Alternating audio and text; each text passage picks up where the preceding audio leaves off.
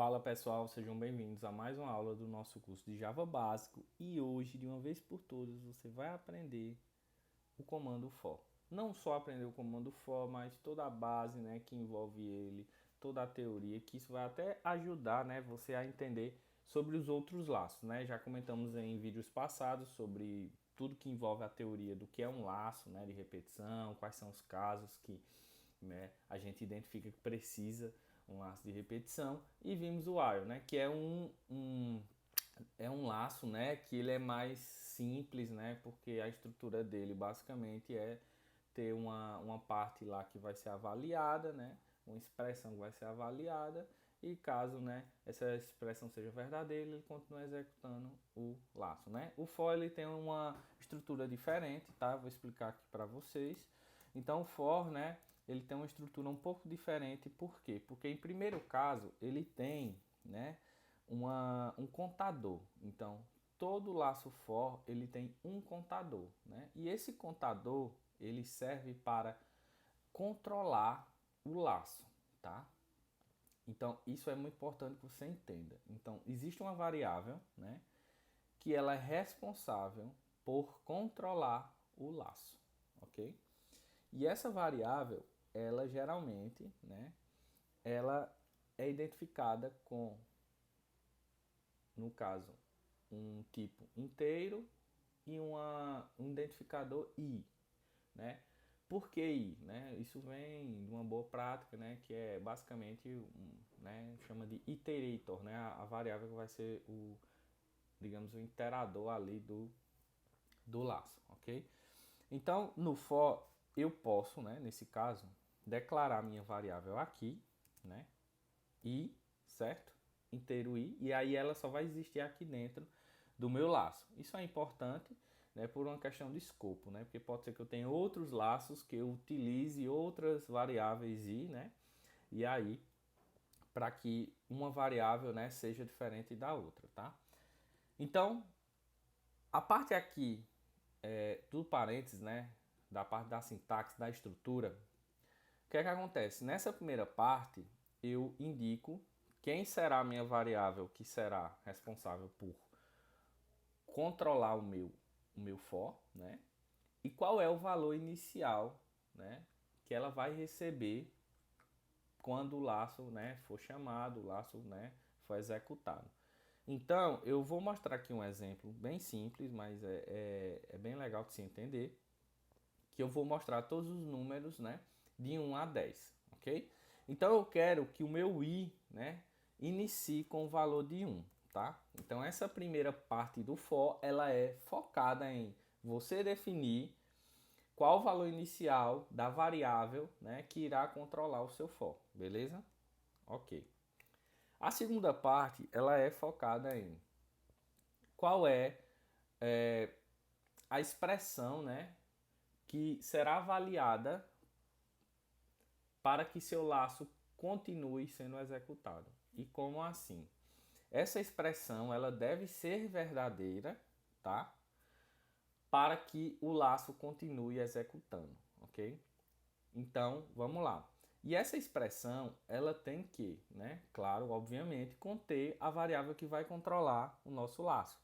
Nesse caso do exemplo que eu mencionei aqui, é que eu quero mostrar todos os números de 1 a 10, tá?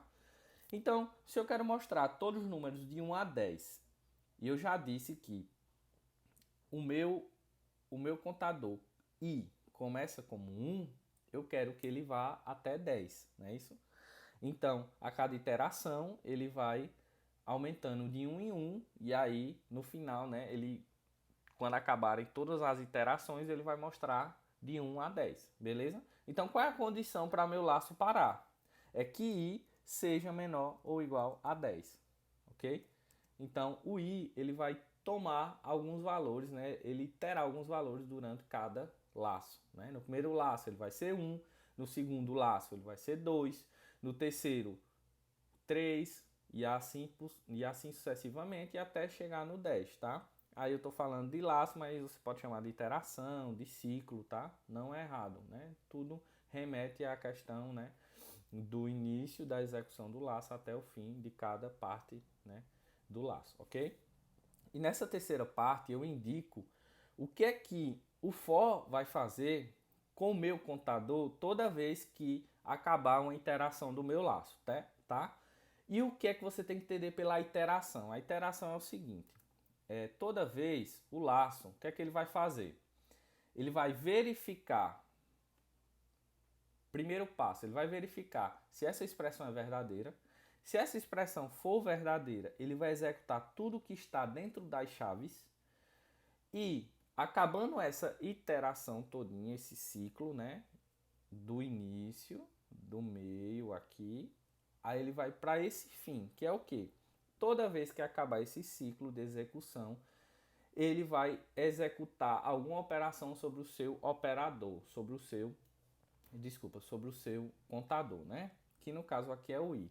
E essa operação ela pode ser tanto de adicionar valores, de multiplicar, de dividir, de subtrair, tá? Mas nesse caso, qual é a lógica aqui? Eu tenho o valor inicial do i e a condição para que o meu laço acabe é i ser menor ou igual a 10. Como é que eu faço para que ele mostre cada valor de 1 a 10? Eu só vou adicionando 1, né? Ou seja, eu só vou modificando um contador, adicionando 1 a ele, tá? Então, o que é que eu posso fazer? Nesse caso, vou mostrar de uma maneira bem simples, que é o valor de i será igual ao valor dele mais 1, tá? Então, nessa caso, eu estou adicionando 1 a cada fim do meu ciclo aqui do laço, tá? Então, isso é importante, tá? Outra coisa importante sobre a base, sobre a estrutura do nosso for é o seguinte. Essa primeira parte, ela só é executada uma única vez e no início do laço. Por isso que eu falei que é o valor inicial do nosso contador, beleza? Depois, em cada ciclo, elas só serão, né, executadas essa parte. Depois será executado o código e depois que acabar de executar o código, será executada essa parte e depois volta para cá e aí, se for verdadeiro, executa.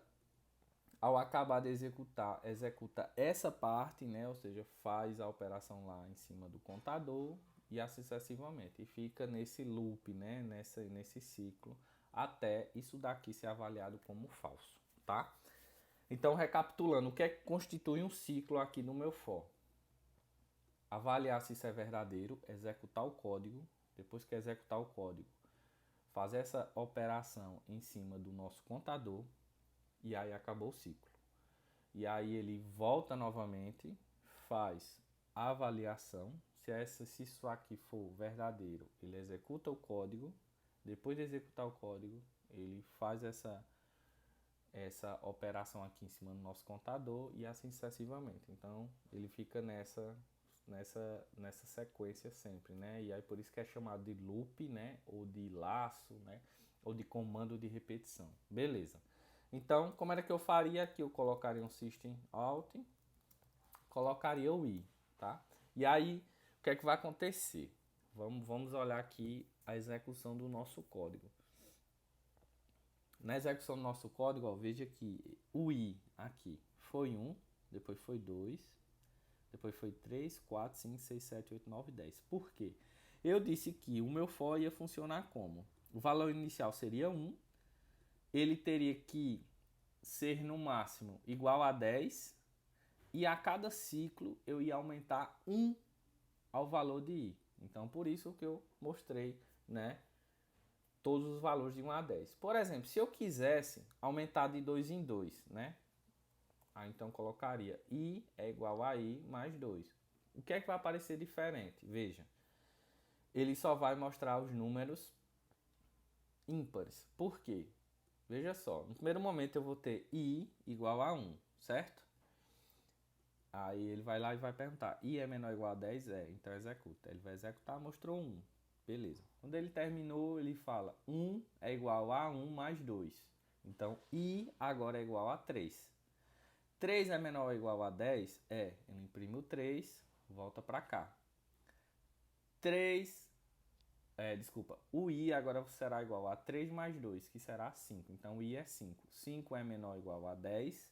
É. Imprime e aí sucessivamente. Ou seja, o contador aqui, ele vai dizer né, essa modificação que a gente faz no contador após cada ciclo, ele vai dizer o quanto, né, a gente vai modificar esse contador, né? Vou dar outro exemplo, né, ao contrário agora. Imagine que eu queira mostrar todos os números em ordem decrescente, só para vocês, né, entenderem a lógica aqui. Como era que eu faria? Vamos supor que eu quero mostrar os números seguintes, de 10 a 1, em ordem decrescente. Seria o quê? 10, 9, 8, 7, 6, né? E aí sucessivamente, até 1. Como era que eu faria? Então, se eu quero mostrar um número de 10 a 1, o meu contador, ele iniciaria em 10, né? Que é o primeiro valor que eu quero mostrar. E aí, para ele acabar no 1, o que é que eu teria que fazer? Ele teria que fazer 10, 9, 8, 7, 6, 5, 4, 3, 2, 1. Então, esse meu contador, ele teria que ser no máximo, né, maior ou igual a 1, tá? Porque se ele for menor do que 1, ele já vai mostrar o 0, né? Então, o que é que eu tenho que fazer? I tem que ser maior ou igual a 1, beleza? E aqui no contador, qual é a modificação que eu faria? Eu colocaria que i, a cada passo, o i seria igual a ele mesmo, né? Menos 1. Ou seja, eu tiraria um, né? A cada iteração do valor de i. Então, dessa forma, quando eu executo aqui, eu consigo mostrar 10, 9, 8, 7, 6, 5, 4, 3, 2, 1, né? Então, só para vocês verem que também que podemos usar, né, a parte negativa de retirar um valor do i para fazermos, né, alguma adaptação aqui no laço e conseguirmos mostrar, tá? Então, esse é o for, tá? O for é muito simples. O que você tem que entender é que para que cada bloco desse serve, né? E também tem que entender a função dessa variável aqui, né? Que é o nosso contador. Se você conseguir entender o que cada bloco faz, a função do i, você consegue perceber, né, e entender quantos ciclos, quantas iterações o nosso laço terá, né? E aí fica fácil de você entender como funciona o for, tá? É muito simples. Às vezes, pessoal, surge muito a seguinte dúvida. Você falou sobre o while, você falou sobre for, mas e aí? Existe uma aplicação indicada para cada um, tal? Bom, eu costumo dizer o seguinte, que o for, né, ele é um laço que ele tem muito mais a ver com aqueles problemas em que a gente consegue quantificar já, né, uma média de quantas vezes aquele laço ele vai precisar iterar, né, vai precisar ter de ciclos. Então, um exemplo básico, ó, ler a nota de 5 alunos. Pô, se eu sei que eu tenho que ler 5 vezes, então eu tenho um número, né? Eu já sei o número ali que ele vai precisar, né, rodar, digamos assim, né? Mas veja só, e se eu disser a você, olha, faça um problema em que o cara vai ter que digitar se ele quiser sair do laço. Você não sabe, porque vai depender da vontade do usuário. Então, eu costumo classificar isso como um problema mais lógico e não de contagem, né? E aí, para esses casos, eu indico sempre o uso do while, né? Ou seja, em casos que você não tem como quantificar uma média de quantas vezes aquele laço vai funcionar, que depende de outras coisas, você usa o while. Mas quando o caso ele permite, né, que você tenha mais ou menos a média de quantas vezes aquele laço vai funcionar, você usa o for, tá? Espero que essa explicação deixou claro para você, né? Então é bem simples, vou lançar outro vídeo com um exemplo, tá? Bem claro, bem prático de utilização de for, mas o for, ele muitas vezes ele parece que é um comando muito complicado, mas na verdade você prestando atenção no que cada parte significa, fica fácil de aprender. Se está com alguma dúvida, pode mandar nos comentários. Se quer ver outro conteúdo também, pode deixar nos comentários, tá? Espero que vocês tenham entendido e até a próxima.